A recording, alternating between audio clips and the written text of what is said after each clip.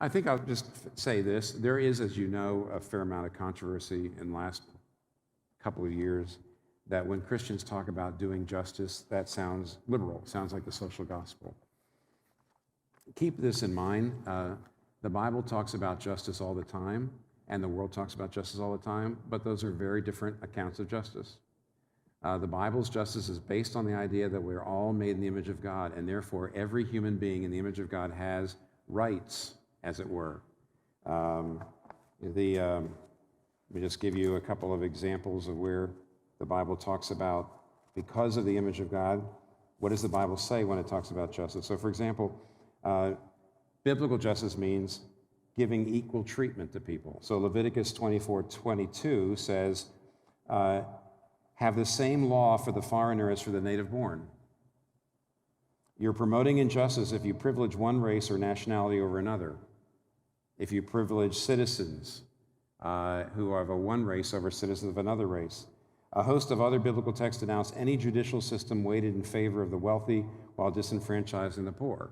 Okay. Secondly, the Bible says justice means having a special concern for those without power. So Proverbs 31:8-9 says, speak up for those who cannot speak for themselves. Speak up for the rights of all who are destitute. Defend the rights of the poor and the needy. That's the Bible. So to say, speak up for the rights, speak up for human rights, defend the poor and the needy, that's just what the Bible says about justice. But what's it based on? It's based on love. I have to do that because I'm commanded to love. When Jesus says all of the commandments are comprised under two headings, they can all be summarized by this: love God and love your neighbor as yourself. That means that anything the Bible says that you must do in the law either basically breaks down to a form of loving God and or a form of loving other people.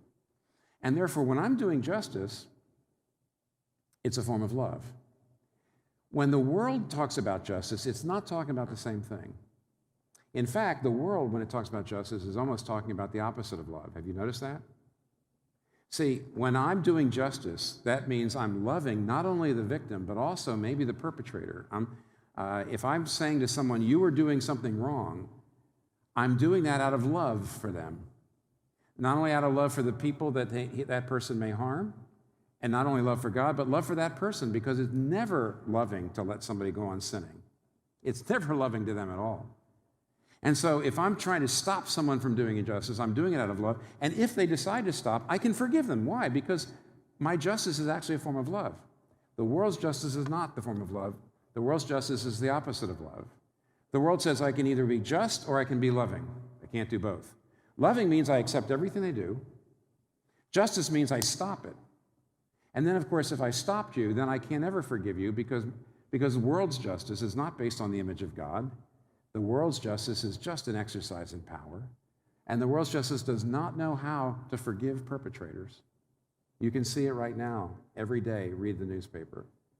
To say that the world's kind of justice, and they're always talking about justice out there in the world, that somehow that means that Christians shouldn't be doing justice. We can't do justice. That's a social gospel is wrong. It's wrong. Because the Bible talks about justice all the time, but biblical justice is not the world's secular justice. So there's some ideas from Jonah on the mission of the church, and there's some ideas on Jonah on race.